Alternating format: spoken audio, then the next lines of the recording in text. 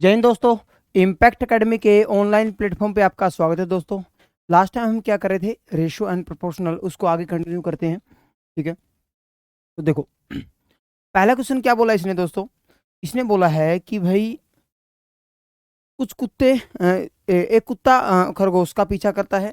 खरगोश जितने समय में 7 छलांग लगाता है, कुत्ता उतने ही समय में 4 छलांग लगाता है। ठीक है, 6 छलांग लगाता है। खरगोश द्वारा 6 छलांग में तय की गई दूरी कुत्ते द्वारा 5 छलांग में तय की गई दूरी के बराबर है, तो उनकी चालों का अनुपात क्या होगा। बहुत इंपॉर्टेंट क्वेश्चन है और बिल्कुल सिंपल क्वेश्चन है भाई दोस्तों। देखो, कुत्ता और खरगोश की बात कर रहा है, कुत्ते और खरगोश की बात कर रहा है। जैसे खरगोश और कुत्ता,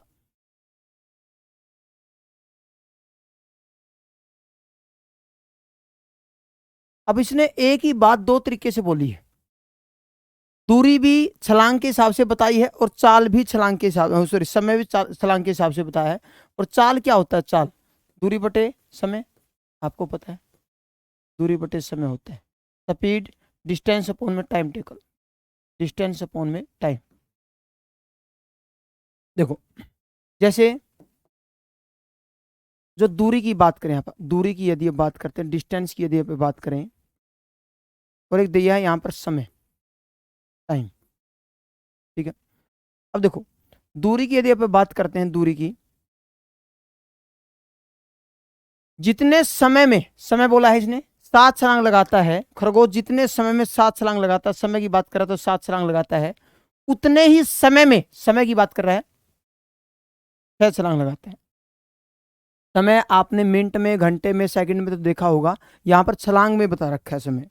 समय किस में दिया है? छलांग के हिसाब से दिया है। ठीक है, उसके बाद क्या बोला, खरगोश जितनी छलांग में 6 छलांग में तय की गई दूरी की बात कर रही, 6 छलांग में तय की गई दूरी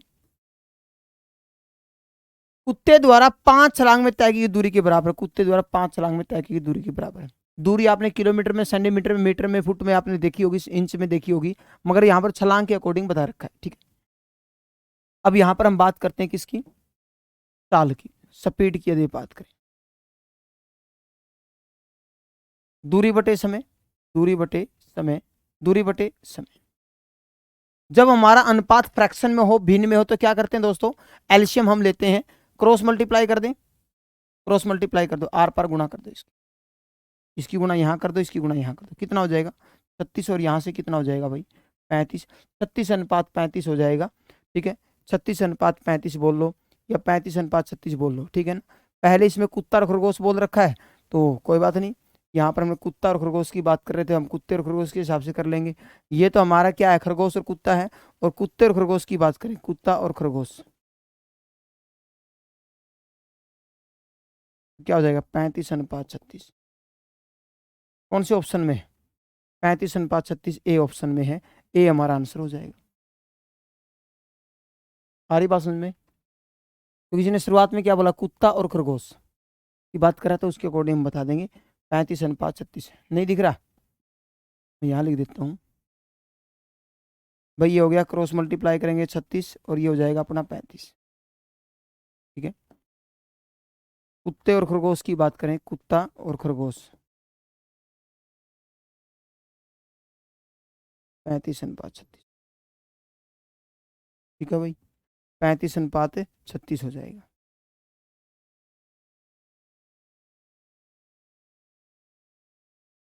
ठीक है, 36:35 मिलेगा, 35:36 मिलेगा, दोनों एक साथ नहीं मिलेंगे, आपको टेंशन मत लेना।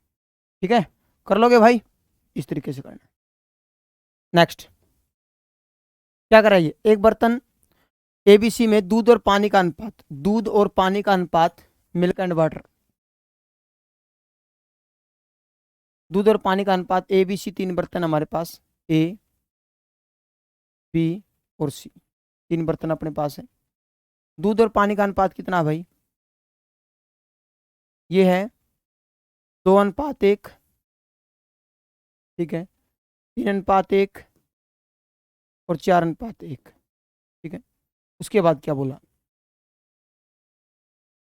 इन बर्तनों में से मिश्रण को इस अनुपात में निकाल लिया जाता है। देखो किस अनुपात में? 9, 8 और 10। ठीक है, अब देखो यहां से हम बात करते हैं, सबका योग कितना है? 9, सॉरी 3, यहाँ से 4 और यहाँ से 5। ठीक है, किस अनुपात में निकाल लिया? 9, 8 और 10 के अनुपात में निकाला गया।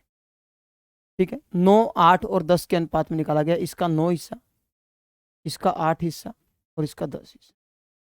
ठीक है, ठीक है। अब ये 9 कैसे हो सकता? ये 9 कैसे हो सकता बताओ मुझे? ये 9 कैसे हो सकता जब इसको 3 गुना कर दूं? ये 8 कैसे हो सकता जब 2 गुना कर दूं? ये अपनी तरफ से मान रहा हूं मैं। और ये 10 कैसे हो सकता जब इसको 2 गुना कर दूं? समझ गए बात? अनुपात क्या बनाना मिश्रण का? इन बर्तनों में से 9, 8 और 10, 9, 8 और 10। ये हमारे पास कुल कितना मिश्रण था? यहाँ से कुल हमारे पास था 3, 4 और 5। 3 को बनाना 9 3 गुना, 4 को बनाना 8 2 गुना, 5 को बनाना है 10 2 गुना। तो क्या करें भाई? कर दें इसको 2 गुना, इसको 2 गुना कर दो, सॉरी 3 गुना। इसको क्या कर देंगे हम? 3 गुना कर देंगे। यहाँ से इसको 3 गुना करना है।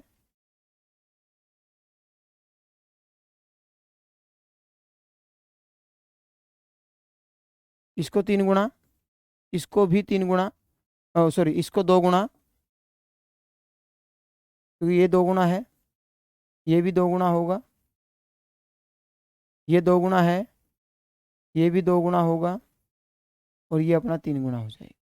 ठीक है, अब अपने पास कितना कितना हो गया मिश्रण? देखो, ये हो गया 6, ये हो गया 6 और ये हो गया 8 और ये कितना हो गया? 3, ये हो गया 2 और ये हो गया 2। अब देखो सबको जोड़ दें। दूध दूध को जोड़ दो, पानी पानी को जोड़ दो, दूध दूध को जोड़ दो भाई, पानी पानी को जोड़ दो, जोड़ो। देखो 6 6 12, 12 और 20 हो गया ये यहाँ से। ठीक है, 3 और 4 7, 20 अनुपात 7। क्या बोला इसने? तो नए मिश्रण में दूध और पानी का नया अनुपात क्या हो जाएगा भाई? 20 अनुपात 7 हो जाएगा। ठीक है, हम चाहते हैं कि देखो इनके पास इतना इतना मिश्रण था, हम चाहते हैं कि ये कितना हो जाए? 9 और ये 8 और ये 5 10। ठीक है, तो इसको 3 गुना, इसको 3 गुना, इसको 2 गुना, तो दोनों को 2 गुना, ऊपर वाले को 2 गुना करना है, इसको 2 गुना करना तो सबको 2 गुना कर दो। ये अपना मिल्क और ये वाटर की क्वांटिटी आ गई, सबको जोड़ दो। तो ये दूध और पानी का नया अनुपात है। ठीक है, समझ गए बात? तो दूध और पानी का नया अनुपात क्या हो जाएगा भाई? 20 अनुपात 7 हो जाएगा। क्या हो जाएगा? 20 अनुपात 7। ठीक है भाई, एक क्वेश्चन करके देख लो आप इस तरीके का। जिस अनुपात में निकाला है ना उसी वही अनुपात हमें तैयार करना है यहाँ पर। ठीक, नेक्स्ट देखो क्या बोला इसने? 3 बर्तन ABC है, इसमें दूध और पानी का जो अनुपात है भाई ABC में क्या दिया है? यहाँ पर दिया है 3 अनुपात 2, 2 अनुपात 1 और 4 अनुपात 1। ठीक है, तो अपने पास योग कितना हो गया? यहाँ से योग हो गया भाई कितना? 5 3 और 5। ठीक है, हमें किस अनुपात में निकालना मिश्रण को? हमें निकालना 10 10 9 और 5। ठीक है, इसको कितना गुना करना पड़ेगा? 2 गुना, इसको 3 गुना, इसको 1 गुना करो। फिर इसको 1 गुना कर दो, इसको 3 गुना कर दो, इसको 2 गुना कर दो। अब यहाँ से देखो अपने पास कितना हो गया? 6 6 4 4 3 1। ये मिल्क एंड वाटर की बात हो रही है। ठीक है, तो कितना होगा? 6 6 12, 12 और 4 16। यहाँ से कितना हो गया? 7 और 1 8। काटा पीटी कर दो इसकी, क्या आएगा? 2 अनुपात 1। क्या आएगा भाई? 2 अनुपात 1। मिल्क एंड वाटर का जो रेशो रहेगा वो 2 अनुपात 1 होगा भाई। समझ गए बात? किस अनुपात में निकाला है वो लिख लो और उसी जैसा हमें बनाना है। ठीक है ना, ये बात ध्यान रखनी है आपको। अपना जो योग है उस योग को उसी जैसा बनाना है। 2 गुना करना पड़ा इसको तो सबको 2 गुना कर दो, 3 गुना करना पड़ा सबको 3 गुना कर दो, 1 गुना करते हैं तो इसको सबको 1 गुना कर दो। ठीक है।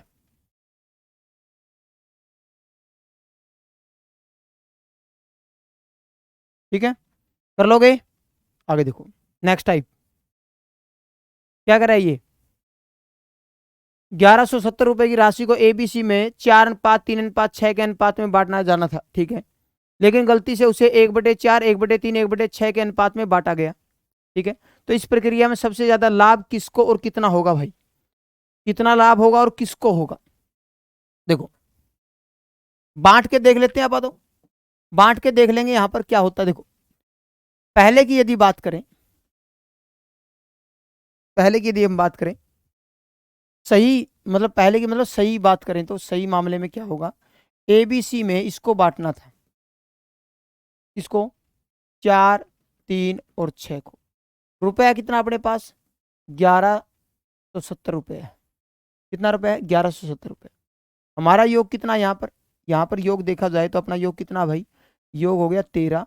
हमें कितना बनाना है, 13 को बनाना है 1170 रुपये, ठीक है। 13×9 = 170, 90 गुना, ठीक है, 90 गुना है। अब यहाँ देखो 90 गुना हुआ ये। अब यहाँ पर देखते हैं एक बार, अब की बात करें यदि मतलब गलती से बाय मिस्टेक, गलती से कैसे बांट दिया उसको एबीसी को, अनुपात क्या है एबीसी का, 1/4, 1/3, 1/6। अनुपात कितना हो गया अपने पास, पूरे कैल्शियम कितना आएगा भाई, 12, 3, 4 और 2, मतलब 3:4:2, ये अनुपात आ गया।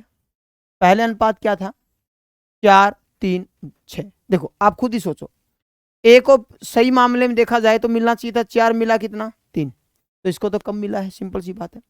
बी को मिलना चाहिए था 3, मिल गया कितना 4, चांदी हो गया उसका, तो फालतू मिल गया, सिंपल सी बात है, ठीक है। इसको मिलना चाहिए था 6, मिला कितना 2, तो ये तो लॉस में गया है। अब देखो यहां से आपको साफ साफ दिख रहा है कि प्रॉफिट किसको होगा, बी को। अब बी की राशि देखो, यहां से बी को कितना मिलता है, ये कितना गुना है भाई, 90 गुना है, तो 90 गुना इसको करो, मतलब इसको मिलना चाहिए था कितना नंबर, कितना रुपया, तो 70 रुपया मिलना चाहिए था। अब सही मायने में देखा जाए तो कितना हो गया, 7 और 2 9, 9 को बनाना है 1170 रुपये, कितना गुना, 13×9 = 117, 130 गुना। तो अब इसको मिला कितना रुपया, 520 रुपया, 13×4 = 52। बी को कितना मिलना चाहिए था, मिलना चाहिए था सही मायने में देखा जाए तो 270, मगर बाई मिस्टेक क्या हुआ, बाई मिस्टेक इसको कितना मिला, बाई मिस्टेक इसको मिला 520 रुपये। तो लाभ होगा इसको, बी को लाभ होगा भाई, सिंपल सी बात है। और कितने का लाभ होगा वो देख लेते हैं, 520 गलती से मिला है, मिलना चाहिए था 270, मतलब यहां से 250 रुपये का इसको लाभ हो रहा है।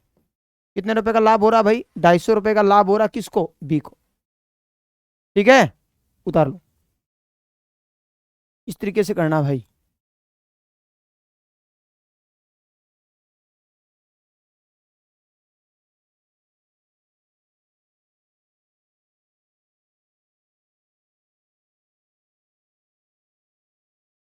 देखो दोबारा देखो, 1170 रुपये बांटने थे एबीसी में, किस अनुपात में, 4, 3 और 6 के अनुपात में, मगर बाई मिस्टेक क्या हुआ, इसको इस अनुपात में बांट दिया गया, 1/4, 1/3, 1/6, इनवर्स कर दिया गया इसको, अनुपात को क्या कर दिया, इनवर्स कर दिया, उल्टा कर दिया, व्युत्क्रम कर दिया, पारस्परिक कर दिया, उल्टा कर दिया, ठीक है ना। तो अब एल्शियम लेंगे 12 आएगा, 4 से भाग करेंगे 3, 3 से करेंगे 4 और 6 से करेंगे 2, इस अनुपात में बांट दिया गलती से, बाई मिस्टेक क्या हुआ, वो ये अनुपात है। जब इसको फ्रैक्शन को खत्म करते तो ये अनुपात बना है। आप खुद ही देखो, ए को मिलना चाहिए था 4, मिला 3, लॉस में है। 3 मिलना चाहिए था, मिला कितना, यहाँ से आपको 4 मिल रहा है, फालतू मिल रहा है। 6 मिलना चाहिए था, मिला 2, लॉस में है। तो इसका मतलब ए यहाँ पर देख लेते हैं हम अनुपात के हिसाब से, इसको कितना रुपया मिलना चाहिए था, 270, मिला कितना 520, तो कितने का लाभ हुआ बी को, बी को यहाँ से प्रॉफिट हुआ कितने का, 250 का, बी को लाभ हुआ, ठीक है। करो एक क्वेश्चन ऐसा ही, क्या करा है ये, 117 रुपए को एबीसी में 1/2, 1/3, 1/4 के अनुपात में बांटना था, लेकिन गलती से उसे 2:3:4 के अनुपात में बांटा गया, तो इस प्रक्रिया में किसको कितना लाभ होगा, बताएं भाई।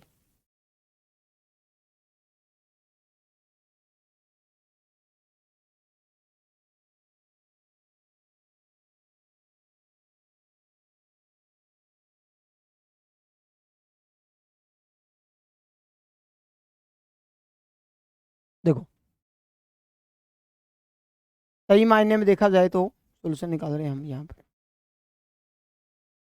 सही मायने में देखा जाए तो देखो ए बी सी को क्या मिलना चाहिए था, ए बी और सी, 1/2, 1/3, 1/4, एलसीएम आएगा 12, भाग करो 6, 4 और 3। ए बी सी का जो अनुपात है वो ये है। तो योग कितना हो गया 13, हमें कितना बनाना है 117। कितना गुना है भाई ये हमारा 9 गुना है। ठीक है, उसके बाद देखो बाई मिस्टेक, बाई मिस्टेक क्या हुआ, by mistake A B C में क्या बांट दिया गया है 2:3। योग कितना हो गया, योग हो गया भाई 7 और 2 9। ठीक है, अब देखो इसको मिलना चाहिए था 6, मिला कितना गलती से 2, लॉस में है। 4 मिलना चाहिए था, मिला 3, कम है। 3 मिलना चाहिए था, मिला कितना 4। तो इसका मतलब देखो इसको मिलना चाहिए था यहाँ से 27 रुपया। कितना रुपया 27, मगर गलती से इसको कितना मिला देख लेते हैं। इसको मिला चाहिए था अपना 117 रुपया। 13 गुना, तो 13 गुना इसको करो, 13 चौका 52। ठीक है ना, समझ गए बात। कितना रुपया मिला 52। तो इसका मतलब सी को लाभ होगा, और कितना होगा तो देख लेते हैं। 52 माइनस का 27, 25 रुपये का लाभ होगा। कितने रुपए का लाभ होगा 25 रुपये का लाभ। कितना लाभ होगा भाई 25 रुपये का लाभ होगा। इतनी बात क्लियर है भाई, कोई दिक्कत तकलीफ हो जाएगा ना, बिल्कुल सिंपल है, उसी जैसा क्वेश्चन है। ठीक है, इस तरीके से करना है।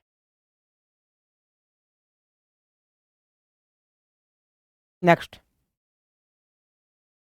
क्या कराइए, ए बी के घन का व्युत्क्रमानुपाती है।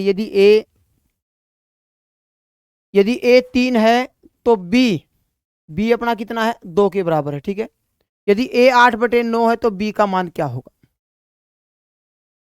बताओ।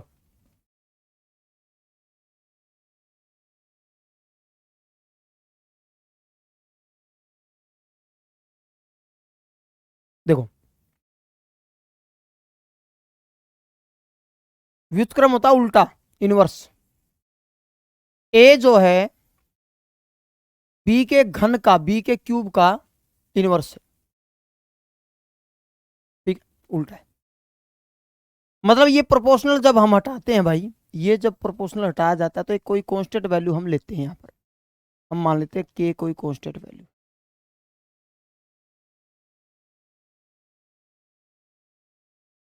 के कांस्टेंट, पहली कंडीशन। यदि ए अपना कितना है 3 है तो बी वहां पर क्या है 2 है। मतलब यहां पर वैल्यू पुट करो, ए 3 है तो बी उस समय क्या है भाई 2 है, पुट करो 3 के, हम के की वैल्यू निकालेंगे, कांस्टेंट वैल्यू क्या है अपनी 2 का क्यूब, 8 या 24, के बराबर ये 8 है, उस साइड गुना हो जाएगा, कितना हो जाएगा 24 हो जाएगा। कांस्टेंट की वैल्यू आ गई हमारे पास।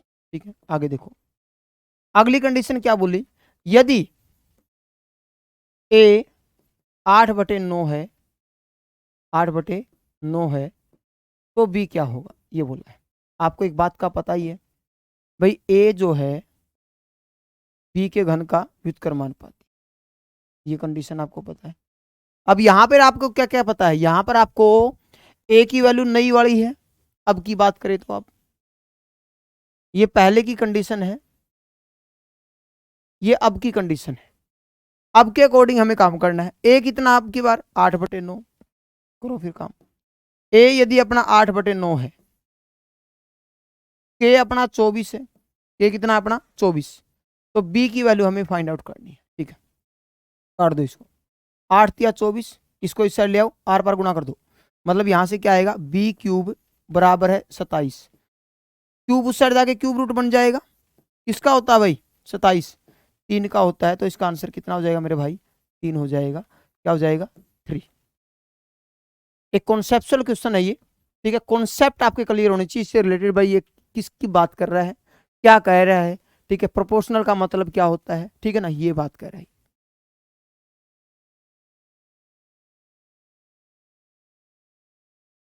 कॉन्सेप्ट वाले क्वेश्चन है, छोड़ना नहीं है बिल्कुल।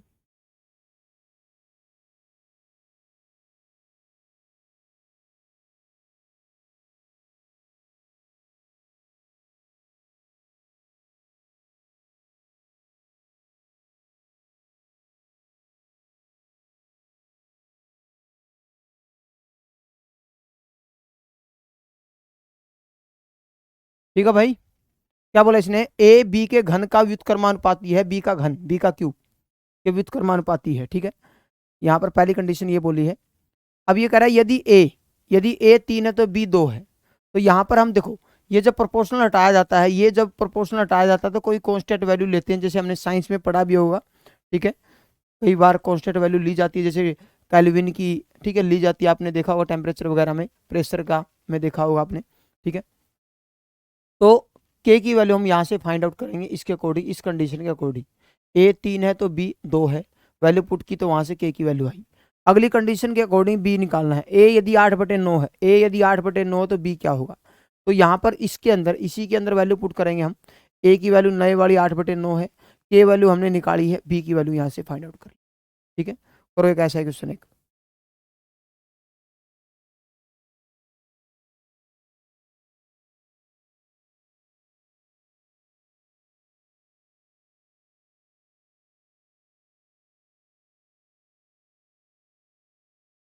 दो कंडीशन दे दी, ए जो है बी के वर्ग का समानुपाती है, और जबकि सी के, ए जो है सी के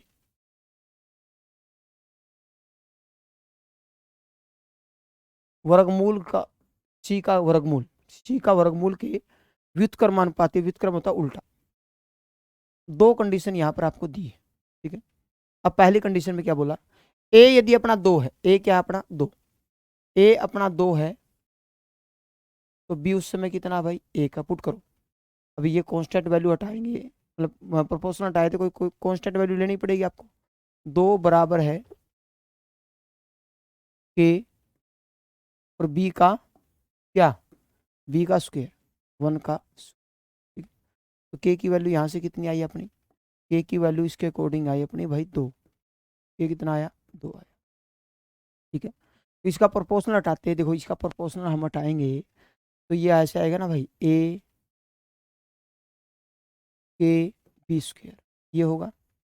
अब अकॉर्डिंग टू दिस कंडीशन, इसने बोला यदि ए अपना 2 है तो बी यहाँ पर 1 है, वैल्यू पुट करो यहाँ से।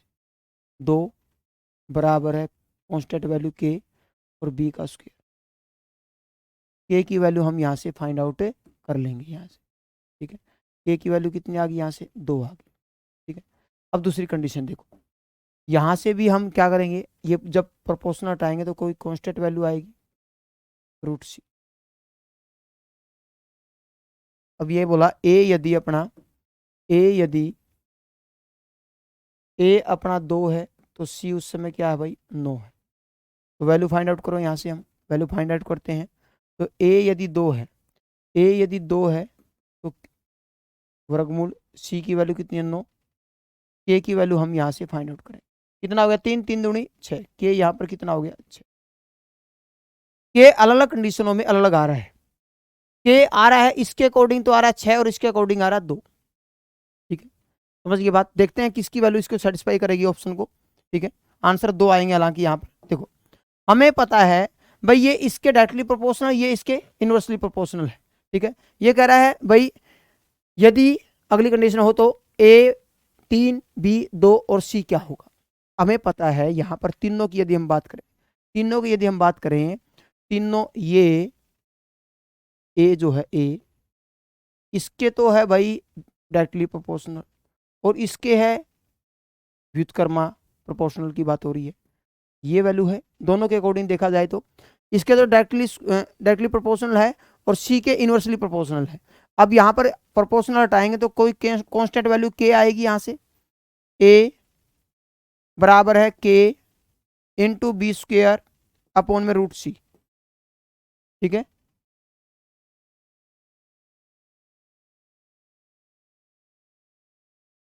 अब यहाँ पर इसमें वैल्यू हम पुट करेंगे भाई, जो जो दे रखी है। देखो इसमें वैल्यू पुट करते हैं आप। ए की वैल्यू कितनी है यहाँ पर, ए की नए वाली वैल्यू कितनी है भाई 3, कांस्टेंट वैल्यू कितनी है अपनी।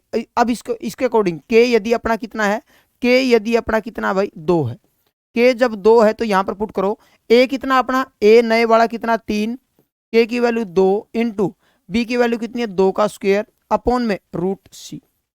ठीक है, कितना हो गया ये 4 दूनी 8 बटे में 3, √3 क्या हो जाएगा, √3 हो जाएगा हमारा यहाँ से रूट सी बराबर है 8 बटे में 3। रूट सी क्या हो गया 8 बटे 3। अब सी की वैल्यू यदि हम निकालना चाहे तो सी क्या आएगा, रूट उस साइड जाके स्क्वायर बनेगा तो 8 का स्क्वायर और 3 का स्क्वायर, ये हो जाएगा हमारा कितना 64 बटे में 9। मगर ये तो सेटिस्फाई नहीं कर रहा है इस कंडीशन को, 64 बटे 9 तो नहीं आ रहा हमारा। ठीक है, नहीं दिख रहा, यहाँ कर देते हैं आप सी की वैल्यू, ये रूट उस साइड जाके स्क्वायर बन जाएगा, मैं लिख देता हूँ यहाँ पर, ये इसका भी स्क्वायर है और इसका भी स्क्वायर, हो जाएगा 64 बटे में 9। दिख गया, ठीक है। उसके बाद अगली कंडीशन, यदि अपना के जो है, के कितना है 6 है, पुट करो यहाँ पर के की वैल्यू 6 पुट करो यहाँ से। इसके अंदर ए कितना अपना, ए अपना आया था भाई कितना 3, के कितना आया था अपना 6 लेना है अब की बार, इंटू बी स्क्वायर, बी कितना है 2 का स्क्वायर अपॉन में रूट सी। ठीक है, अब यहाँ पर देखो पुट करो, ये हो गया अपना 4 4 6 का 24, काट दूं इसको 2 पे जाएगा, ये हो गया 2 का स्क्वायर 4 4 दूनी 8, रूट सी बराबर 8, रूट उस साइड जाके क्या बन जाएगा स्क्वायर बन जाएगा, सी की वैल्यू क्या हो जाएगी 8 का स्क्वायर, 8 का स्क्वायर क्या हो जाएगा 64। तो यहाँ पर सी की वैल्यू क्या है भाई 64 है, सी की वैल्यू क्या है यहाँ पर 64 है। तो आंसर क्या आ रहा है 64 ऑप्शन में है, बिल्कुल है, इस कंडीशन को सेटिस्फाई कर रहा है ये। ठीक है ना, इसके अकॉर्डिंग हम काम करेंगे यहाँ। ठीक है, आ रही बात समझ में, कर लोगे।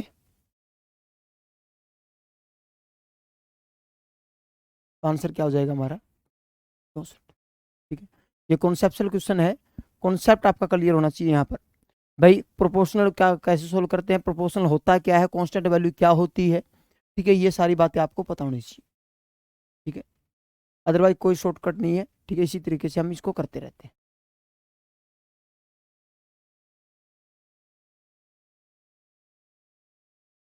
कर लोगे भाई, इस तरीके से करना है। नेक्स्ट, 3 साल पहले ए और बी की आय का अनुपात 6:5 था, 3 साल पहले की बात हो रही है। ए की आय 2:3 के अनुपात में बढ़ जाती है और बी की आय 5:4 के अनुपात में कम हो जाती है। यदि ए और बी की वर्तमान आय 52,000 रुपए है तो ए की वर्तमान और पुरानी पहले की आय क्या होगी। बहुत ही इंपॉर्टेंट क्वेश्चन है भाई, ठीक है, छोड़ना नहीं है बिल्कुल भी। ठीक है, अच्छा क्वेश्चन है। देखो 3 साल पहले की यदि बात करें, 3 साल पहले ए और बी की आय का जो अनुपात, ए का अनुपात क्या है 6:5 था, 6:5 था, 6:5, 3 साल पहले, 3 साल पहले। अब क्या बोला, ए की आय 2:3 के अनुपात में बढ़ गई, 2:3 के अनुपात में बढ़ गई,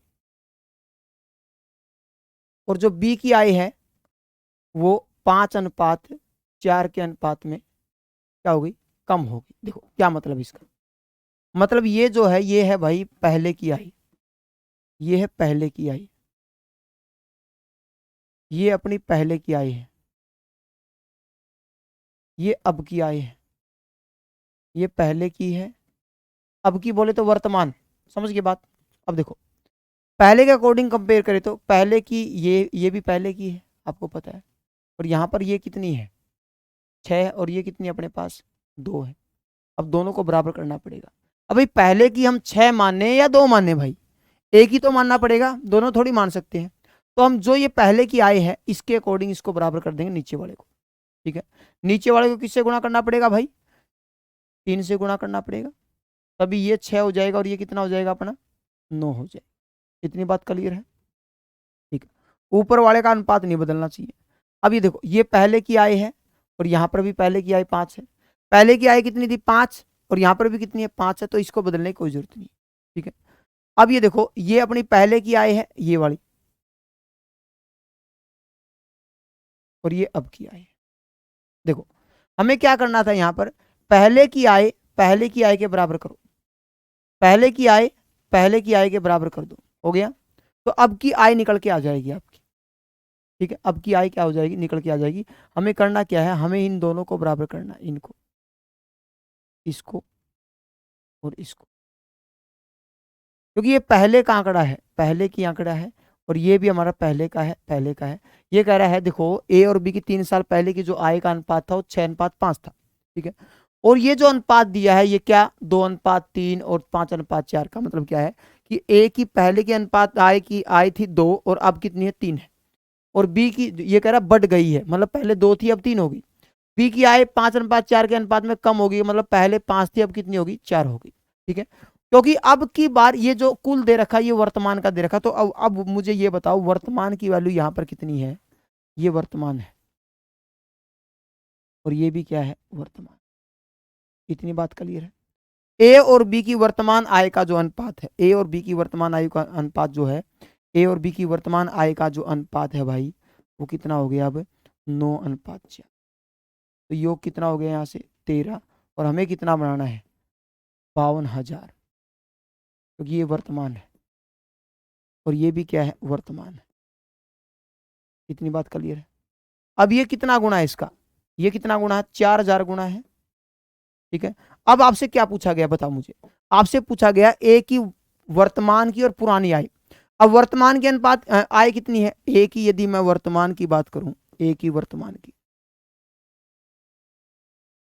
अनुपात कितना है? 9। और पहले का अनुपात कितना था बताओ मुझे? पहले का अनुपात ए का कितना था? पहले का अनुपात 6, ये वाला था। ठीक, तो इसको भी 4,000 गुना कर दो, और इसको भी 4,000 गुना। ये कितना हो जाएगा? 36,000 रुपया। और ये कितना हो जाएगा? 24,000 रुपये। है ऑप्शन में? बिल्कुल है। कौन सा ऑप्शन है? A option. ठीक है, बहुत इंपॉर्टेंट क्वेश्चन है। ठीक है, दोबारा बता दूंगा, टेंशन मत लेना।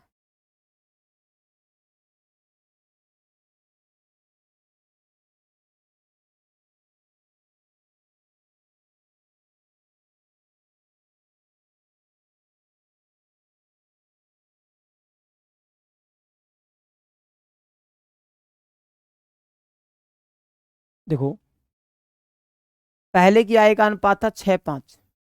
ठीक है, और पहले की और आय का, अब की आय का अनुपात ए का जो है, ये तो अपना ए का आंकड़ा है भाई, ये अपना डाटा है ए का, और इस साइड है डाटा बी का।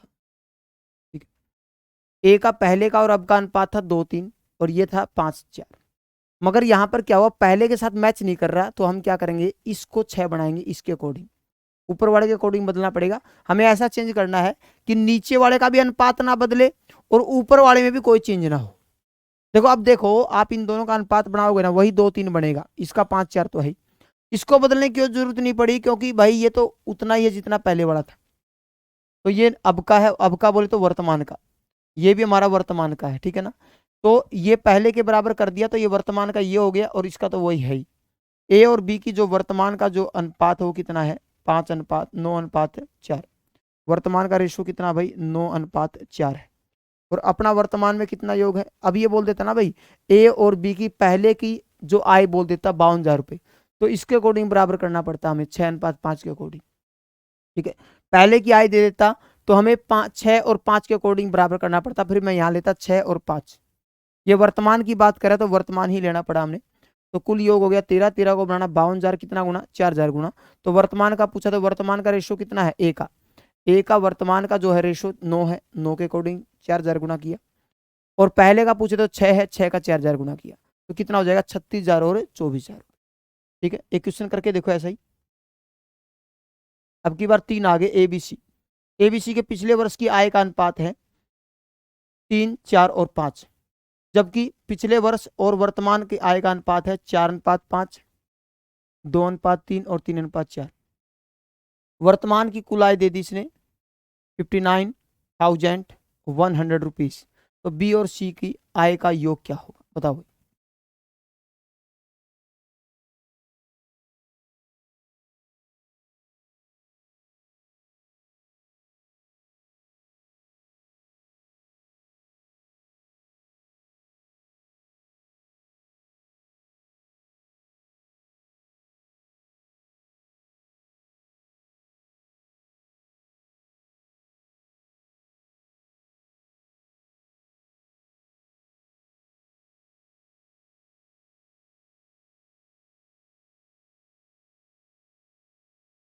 देखो पिछले वर्ष की हम बात करें,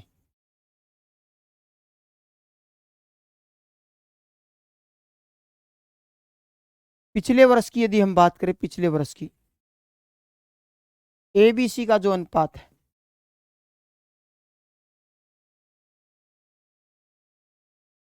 वो कितना है भाई, वो है 3, 4 तो 5। अब यहां देखो, अब की बार क्या दिया इसने, जबकि पिछले वर्ष, पिछले वर्ष और वर्तमान में, ठीक है, पिछले वर्ष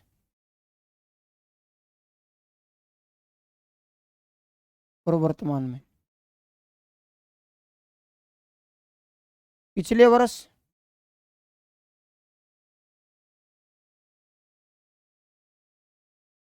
और वर्तमान में, ये ए है, यहां पर बी का हम लेंगे और यहां पर सी आएगा। देखो अब अनुपात क्या है, देखो अनुपात, देखो अनुपात है भाई 4:5, यहां से आया 2:3 और यहां से आया 3:4। अब देखो ये 3 है, ये 4 है, ये 3 है और ये 4 है, ये 2 4 है, ये 2 है, ये 5 है, ये 3 है। देखो ऊपर वाले में ऐसा बदलाव करो कि नीचे वाले का तो अनुपात ना बदले, नीचे वाले का तो अनुपात ना बदले और अनुपात बदले ना ऊपर वाले का भी। ठीक है, हमें क्या करना है, यहां पर इन दोनों को बराबर करना, इन दोनों को, इसको भी और इसको भी। तो ये पिछले वर्ष का, ये भी पिछले वर्ष का, ये भी पिछले वर्ष का और ये भी पिछले वर्ष का, इन दोनों को बराबर करना है। ठीक है, अब देखो हम क्या करेंगे, नीचे वाले जो नंबर है ये और ये तीनों का एलसीएम ले लेंगे। एलसीएम किसका ले लेंगे, एलसीएम ले लेंगे 4 का, 2 का और 3 का। कितना आया 12। क्यों ना हम ऊपर वाले को 12 से गुणा कर दे, ताकि हमें ये पता चल जाए भाई कितना गुणा करना पड़ेगा। देखो देखो इसका, ये इससे पूरा पूरा भाग नहीं हो रहा है, यदि इसका नंबर आ जाए इसके अंदर तो पूरा पूरा भाग हो जाएगा। यदि ये इसका 2 गुना हो जाए या 3 गुना हो जाए, मतलब ये तो है इसका मल्टीपल, ये इसका मल्टीपल नहीं है।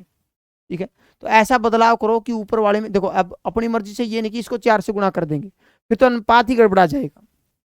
अब ये नहीं कि भाई इसको इसका साथ रिलेशन बनाने के लिए इसको 3 से गुणा कर देंगे, नहीं, ऐसा चेंज करो बराबर का, जिससे अनुपात का के ऊपर कोई फर्क ना पड़े। तो मैं क्या कर रहा हूं, इस एल्शियम से यहां पे भी गुणा कर रहा हूं, कहां पे, यहां पे भी गुणा कर रहा हूं, यहां पे भी गुणा कर रहा हूं और यहां पे भी गुणा कर रहा हूं।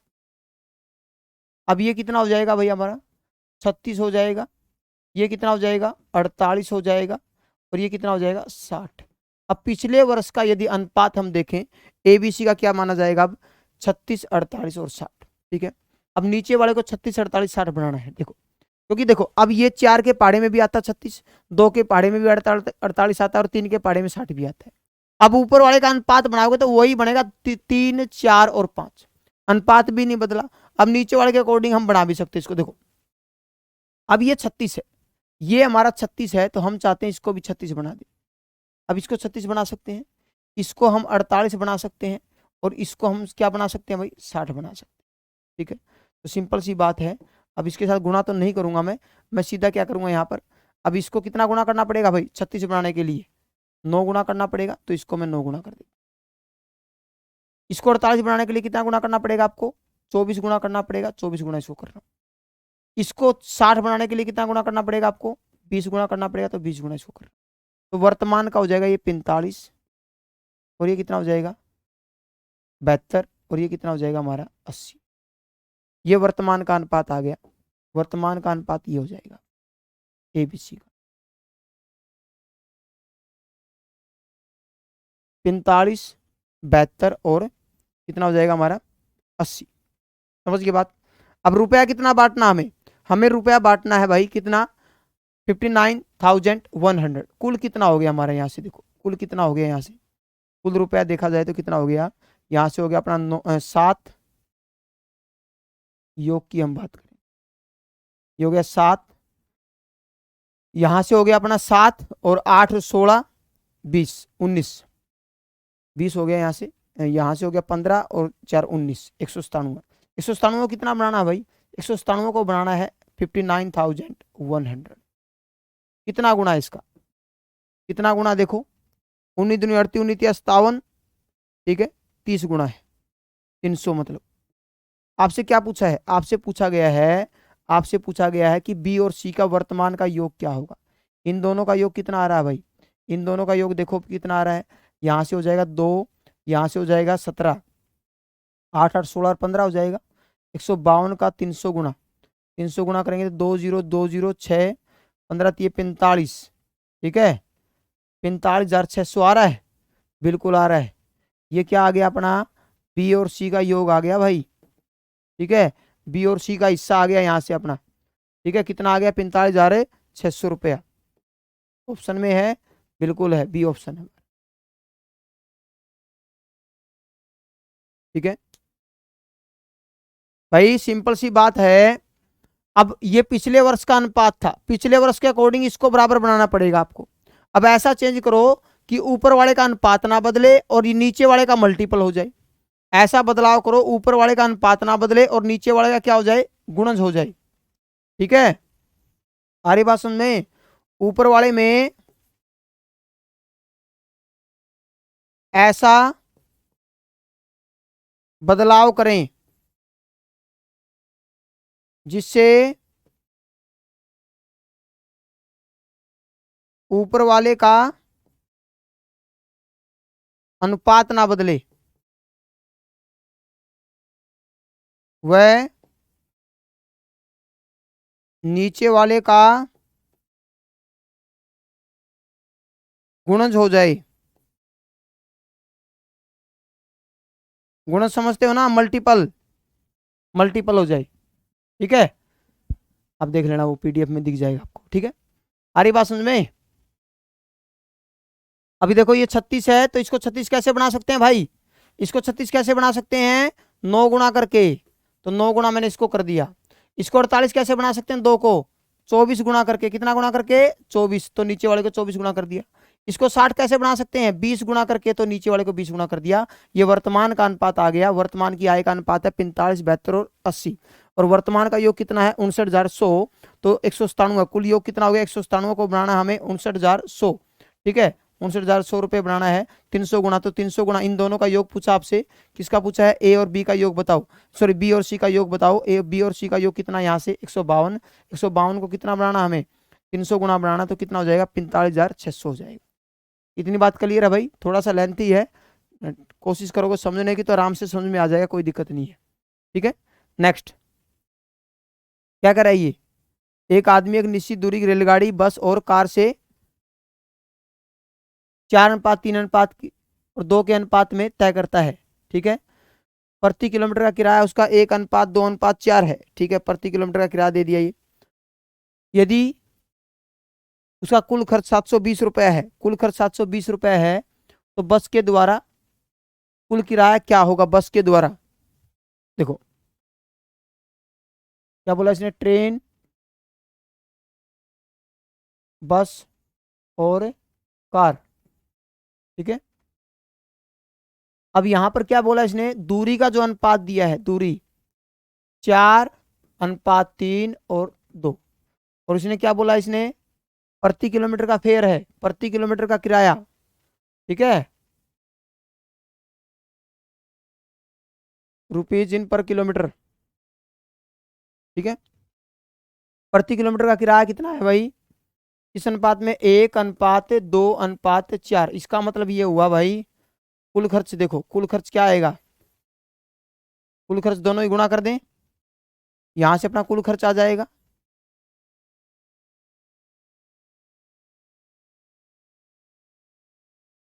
क्योंकि देखो अब नॉर्मल सी बात है, 4 किलोमीटर की दूरी, एक बार अनुपात को भूल जाओ, ये समझ लो 4 किलोमीटर की दूरी तय करा ट्रेन से, और किराया कितना लगता है किलोमीटर पे, 1 रुपया, तो कुल खर्चा कितना हो गया 4। ठीक है, इन दोनों गुणा कर दो, इसकी भी गुणा कर दो, इसकी भी गुणा। 3 किलोमीटर की दूरी 2 किलोमीटर के हिसाब से, 2 रुपये प्रति किलोमीटर के हिसाब से करेगा तो कितना रुपया लगेगा, 6। और यहाँ पर 4 किलोमीटर प्रति, 4 रुपये पर किलोमीटर खर्चा आता है, और दूरी कितनी तय की है, 2 किलोमीटर, तो कितना रुपया खर्चा होगा, 8। तो सबको जोड़ दो यहाँ पर, सबका योग कितना हो गया, कुल खर्चा कितना हो गया यहाँ से अकॉर्डिंग क्वेश्चन 18, और हमारा खर्चा कितना बोला इसने, कुल खर्चा 720। कितना गुना भाई, 18×4 = 72, 40 गुना है। ठीक है, किसका पूछा आपसे, बस के द्वारा, 40 गुना इसको कर दो, बस के द्वारा कितना खर्चा आएगा उसका बाई बस, तो फिर होगा उसका 240 रुपया होगा। कौन से ऑप्शन में है, ये अपना डी ऑप्शन में है। ठीक है, इस तरीके से करना भाई।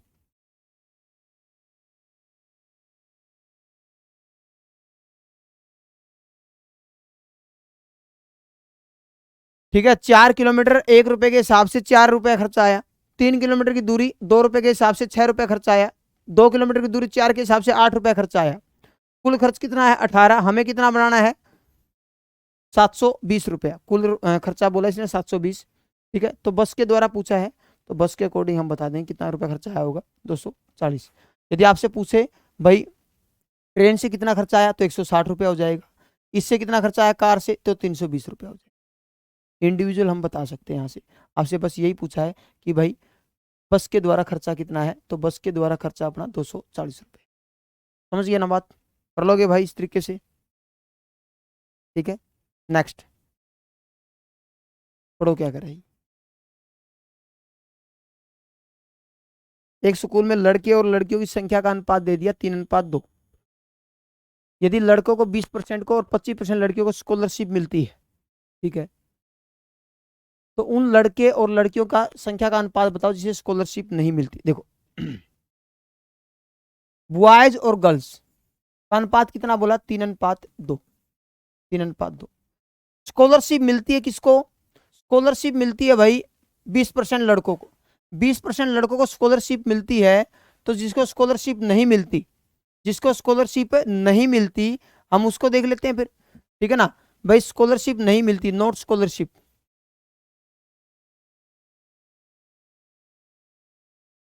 भाई 100% में से 20, मान लो ये अपने आप में 100% है, 20% लड़कों को मिला है, तो नहीं मिलने वाले कितने बच गए, 80%।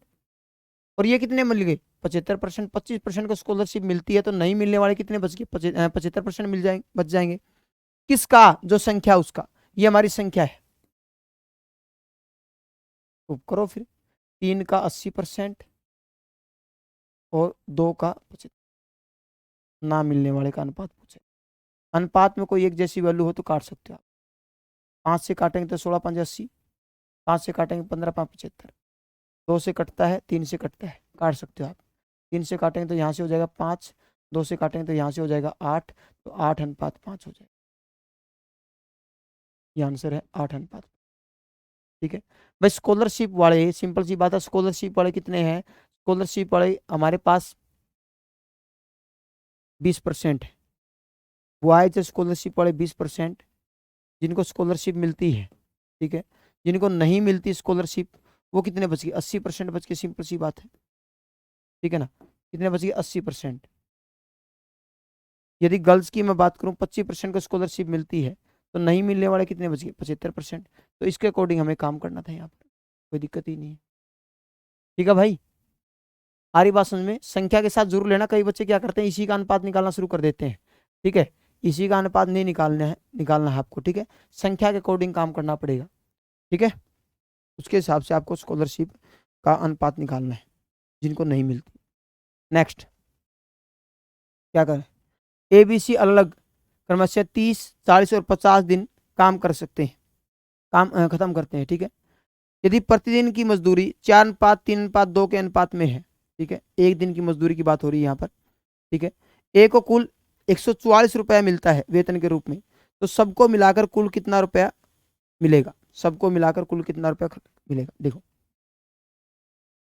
ए ने कितने दिन काम किया, ए बी और सी, दिन की यदि मैं बात करूं, ए ने कितने दिन काम किया भाई, 30 दिन, 40 दिन और 50 दिन का, ठीक है। और प्रतिदिन की मजदूरी की मैं बात करता हूं, प्रतिदिन की मजदूरी मतलब एक दिन का जो मजदूरी है उसको कितना मिलता है, एक दिन का वेतन जो है कितना मिलता है, 4, 3 और 2 के अनुपात में मिला है। तो यदि हम कुल वेतन की बात करें, कुल वेतन की यदि मैं बात करूं, कुल वेतन एक दिन का उसको 4 रुपया मिलता है, किसको, ए को, ए को एक दिन का 4 रुपया मिलता है, एक दिन का 4 रुपये मिलता है, एक दिन का, प्रतिदिन की बात कर रहा हूं मैं, एक दिन का 4 रुपया मिलता है, तो दिन कितने दिन काम किया उसने, कितने दिन काम लगा रहा, 30 दिन, तो इसका मतलब कितना रुपया मिला होगा, 120 रुपया मिला होगा इसको, सिंपल सी बात है, दोनों गुणा कर दो, ठीक है। अब इसको कितना मिला होगा, इसको भी 120 मिला होगा, और इसको कितना मिला होगा, इसको भी 100 मिला होगा, ठीक है। हमारी बात समझ में, अनुपात है, काटना चाहो काट सकते हो, मर्जी आपकी है। अनुपात क्या बनेगा यहाँ से बनेगा अपना 6, 6 और 5, ठीक है। कुल योग कितना हो गया हमारा, योग हो गया यहाँ से 6 और 5 11 17, ठीक है, 17। किसका दिया यहाँ पर आपको, कितना किसका दिया है, ए का कुल वेतन, ए का कुल वेतन कितना 144 रुपये, ए का कितना रुपया है, 144 रुपया है, ये आपको दिया है क्वेश्चन में, गिवन है ये चीज भाई, ए को जो वेतन मिला वो 144 रुपया मिला, तो कितना गुना है ये, हाँ भाई कितना गुना है ये, 24 गुना है ना, 6 दूनी 12, 6 चौका 24, कितना गुना है, 24 गुना है, ठीक है ना, कितना गुना है ये, 24 गुना है हमारा। तो कुल का 24 गुना, कुल का पूछा ना इसने भाई, कुल वेतन क्या होगा, तो कुल का 24 गुना कर दो फिर, ठीक है, कितना हो जाएगा, 408 रुपये। कौन से ऑप्शन में है, सी ऑप्शन, कितना हो जाएगा हमारा आंसर, 408 रुपये, ठीक है। अब देखो ए ने 30 दिन काम किया है, बी ने 40 दिन काम किया, सी ने 50 दिन काम किया, एक दिन की जो मजदूरी है 4, 3 और 2 के अनुपात में है, ठीक है, 4, 3 और 2 के अनुपात में है, ठीक है ना, इसको मिलता है 4, इसको मिलता है 3 और इसको मिलता है 2, एक दिन में 4 रुपया मिलता है, तो इसको कुल कितना रुपया मिला होगा, 120 रुपया, इसको भी 120 और इसको 100 रुपया। अनुपात देखें, कुल वेतन का जो अनुपात है भाई वो कितना, 6, 6 और 5 है, कुल वेतन अपने पास कितना हो गया 17, हमें कितना बनाना है वो देखेंगे। हमारे पास जो दे रखा है, ए का वेतन दिया है कितना, 144 रुपया, 144 रुपया यदि ए का वेतन है, कितना गुना इसका, 24 गुना, तो इसका मतलब 24 गुना ये भी होगा, ये भी होगा और ये भी होगा, तो कुल वेतन पूछा आपसे, तो कुल कितना वेतन बांटा गया था, कुल वेतन जो था उनका वो 408 रुपया था, ठीक है, सबको मिलाकर कुल वेतन कितना था भाई, 408 रुपया।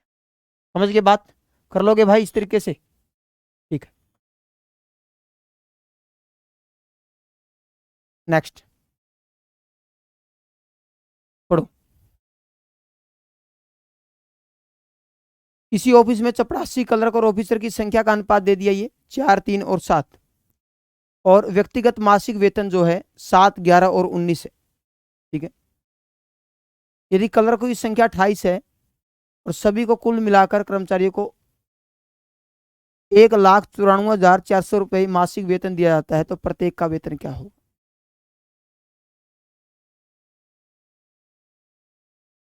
देखो कौन कौन है यहाँ पर, पीएन है, क्लर्क है और ऑफिसर है,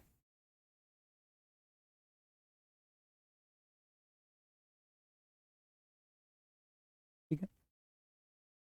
इनकी संख्या देखी जाए तो संख्या के अकॉर्डिंग, संख्या का अनुपात क्या दिया इसने, संख्या का अनुपात दिया आपको कितना भाई,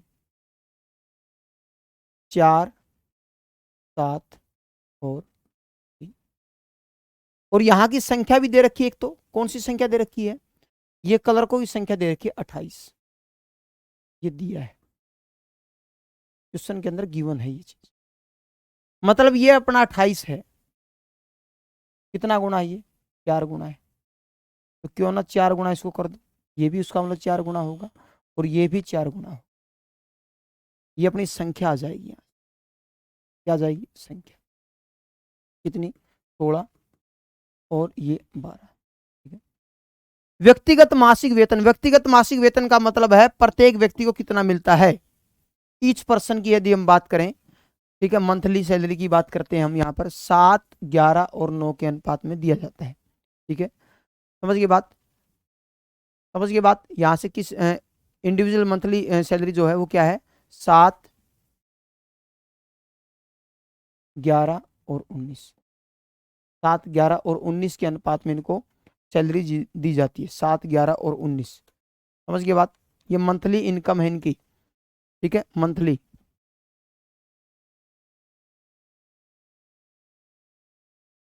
मंथली सैलरी है। ठीक है, तो कुल वेतन कितना हो जाएगा इनका, कुल वेतन हो जाएगा यहाँ से भाई कितना, कुल वेतन हो जाएगा इनका, इसकी दोनों ही गुणा कर दो, 6 से 42, ठीक है, 112,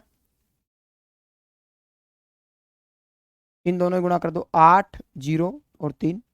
ठीक है, 19 दूनी 38, ठीक है, 3, 19 से कम 19 और 3 22।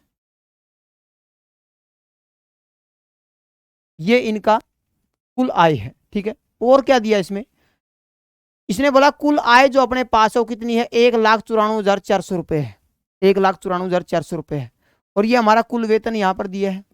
तो इसको अकॉर्डिंग हम देखा जाए, एक सेकंड में इस साइड लिख देता हूँ थोड़ा सा,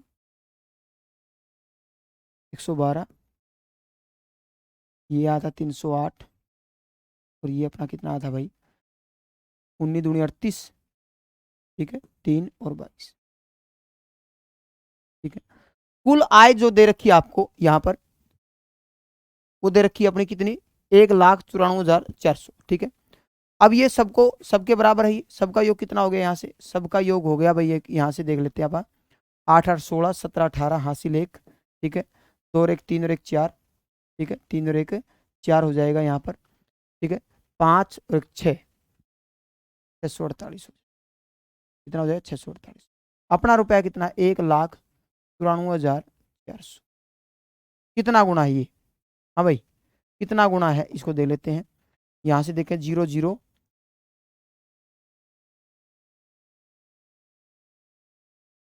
तीन गुना करें, 24, 2, 14, 1, 18, 1, 19, 300 गुना है। कितना गुना है, 300 गुना है। कुल आय का कितना गुना है ये, 300 गुना है। ठीक है, अब किसका पूछा है, प्रत्येक का वेतन, ये है प्रत्येक का वेतन, तो ये वाला, ये प्रत्येक का वेतन दिया था ना, ये प्रत्येक का वेतन, मंथली सैलरी है ये प्रत्येक की। ठीक है, ईच पर्सन की है ये, प्रत्येक की सैलरी है, प्रत्येक का वेतन पूछा है, तो पीएन,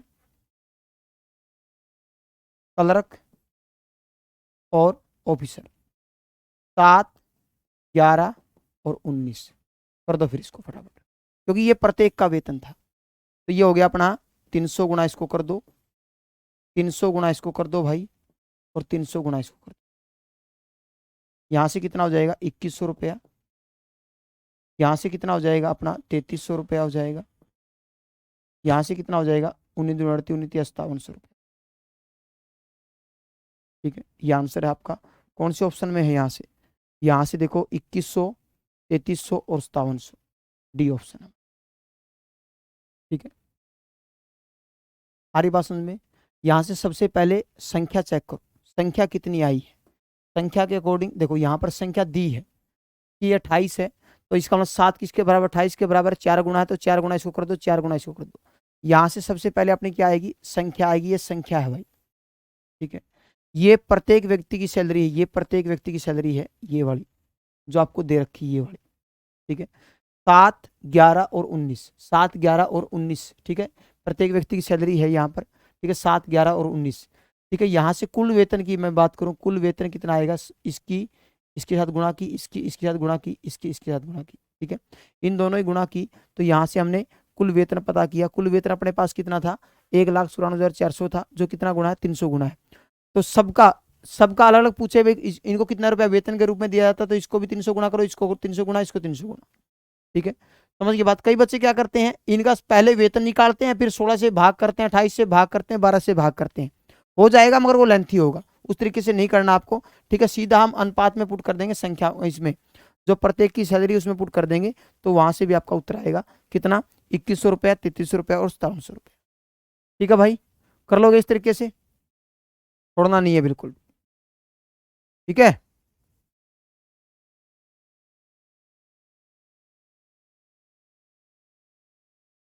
नेक्स्ट पढ़ो। 380 किलोमीटर की दूरी ट्रेन, कार और बस के द्वारा तय की जाती है, किस अनुपात में, 10, 7 और 2 के अनुपात में तय की जाती है। ठीक है, और इन वाहनों से प्रति किलोमीटर का किराया दे दिया 5:9:7। ठीक है, बस के द्वारा प्रति किलोमीटर का जो किराया है, बस के द्वारा प्रति किलोमीटर का किराया जो है 0.35 रुपए है। ठीक है, तो पूरी यात्रा का खर्चा बताओ। देखो क्या क्या दिया है, दूरी कितनी है भाई, 380 किलोमीटर की दूरी, दूरी कितनी है, जो दूरी दी है भाई वो 380 किलोमीटर की।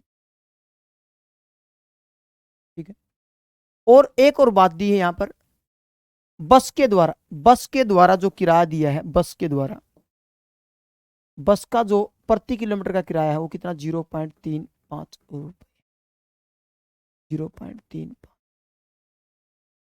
प्रति किलोमीटर का किराया, प्रति किलोमीटर। ठीक है, देखते हैं, अब यहां पर देखते हैं, सबसे पहले क्या क्या है, ट्रेन, ट्रेन,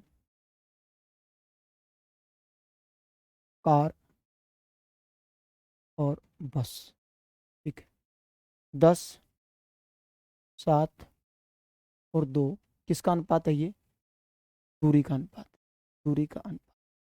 और दूरी कुल कितनी है अपने पास, कुल दूरी यहां से कितनी होगी 19, हमारे पास दूरी कितनी है 380 किलोमीटर। कितना गुना है ये है भाई 20 गुना, तो 20 गुना इसको कर दो, 20 गुना इसको कर दो और 20 गुना। तो इसका मतलब ट्रेन से कितनी दूरी तय हुई है, 200 किलोमीटर की दूरी तय हुई है, और इसके द्वारा कितनी हुई है, 140 किलोमीटर की दूरी तय हुई है, और इसके द्वारा कितनी दूरी तय हुई है, 40 किलोमीटर की दूरी तय। हमने इस दूरी को देखकर यहां से दूरी पता कर ली अनुपात के हिसाब से, वे इन्होंने कितनी कितनी दूरी तय की है। ठीक है, उसके बाद, उसके बाद बोला प्रति किलोमीटर का किराया जो दिया है इसने, प्रति किलोमीटर का किराया, प्रति किलोमीटर का जो किराया है वो दिया है आपको, क्या क्या, 5 ट्रेन, कार और बस, 5, 9 और 7, और यहां पर प्रति किलोमीटर का किराया कितना दिया है, 0 बस के द्वारा 0.35 रुपए। तो कितना गुना है इसका, 0.05 गुना है, तो 0.05 गुना इसको कर दो, और 0.05 गुना इसको कर दो, तो यहाँ से हो जाएगा 0.25, इसका प्रति किलोमीटर का किराया है। ठीक है, और यहाँ से हो जाएगा 0.45 का प्रति किलोमीटर का किराया। ठीक है, प्रति किलोमीटर का किराया आपको पता चल गया। ठीक है, प्रति किलोमीटर का आपको किराया पता चल गया यहाँ से। ठीक है ना भाई, अब कुल खर्चा निकाल दो, दूरी का पता है, प्रति किलोमीटर का किराया पता है, तो कुल खर्चा क्या होगा, कुल खर्च देखो, 200 किलोमीटर की दूरी किस हिसाब से, 0.25 के हिसाब से, प्लस में 140 किलोमीटर की दूरी 0.45 के हिसाब से, प्लस में 40 किलोमीटर की दूरी 0.35। ठीक है, किलोमीटर की दूरी है, प्रति किलोमीटर का किराया, किलोमीटर की दूरी है, प्रति किलोमीटर का किराया, किलोमीटर की दूरी है, प्रति किलोमीटर का किराया, फटाफट गुणा कर दो इनकी, सबकी गुणा कर दो, जो आएगा वो आपका उत्तर होगा, सबको जोड़ना भी है, सबको जोड़ दो। ठीक है, यहाँ से कितना हो जाएगा आपका, 200 गुना में 25, 25 का 25 दूनी 50। ठीक है, 25 दूनी 50, प्लस में यहाँ से कितना हो जाएगा हमारा 45 गुणा में 14, 14 5 70 0, ठीक है 56, 56 और 7 63, 63 हो गया यहाँ से, ठीक है। उसके बाद यहाँ से देखें तो कितना हो जाएगा हमारा, 35 दूनी 70 14, ठीक है 14 हो जाएगा यहाँ से आप, ठीक है। सबको जोड़ दो, कुल खर्चा का पता चल जाएगा आपको। यहाँ से कितना हो जाएगा हमारा, सबको जोड़ेंगे तो 7, यहाँ से 7 आ गया, ठीक है 6 और 6 12, 127 रुपया कुल खर्चा आ जाएगा। ऑप्शन में बिल्कुल है, डी ऑप्शन हो जाएगा हमारा, ठीक है भाई। कर लोगे इस तरीके से।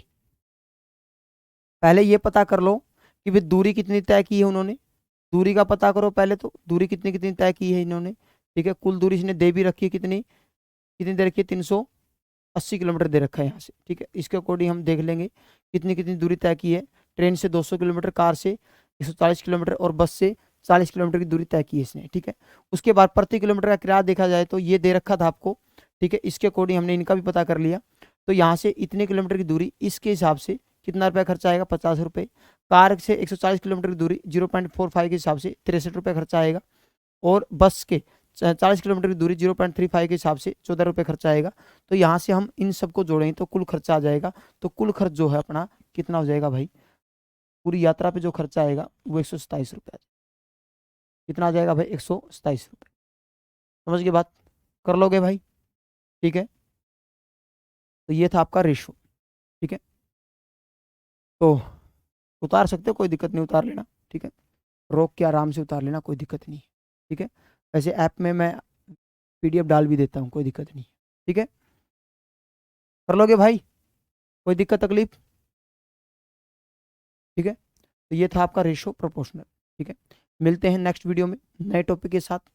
थैंक यू, जय हिंद, जय भारत, वंदे मातरम।